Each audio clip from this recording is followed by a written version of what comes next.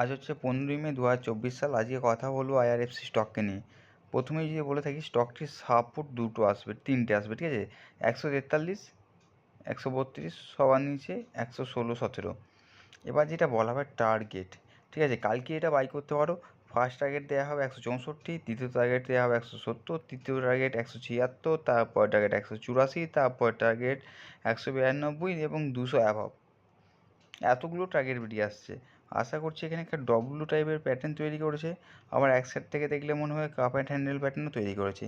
তো 100-র মধ্যে 100% শিওর কালকে আবার ছুটবে, আবার আইআরএফসি স্টক 5 থেকে 7% একদিনে রিটার্ন দেবে। তো এই স্টকটির দিকে সবাই নজর রাখতে পারো। ভালো পারফর্ম করতে পারে, খুব ভালো পারফর্ম করতে পারে। তো যদি ভিডিওটা ভালো লাগে শেয়ার, কমেন্ট, সাবস্ক্রাইব করতে তুমি ভুলবে না। কারো যদি ইচ্ছা হয় স্টকটি কিনতে পারে, না ইচ্ছা হলে দেখতে পারে, স্টকটি ফলো রাখতে পারে। আজকের জন্য এতটাই, আবার নতুন ভিডিওর সঙ্গে দেখা হবে।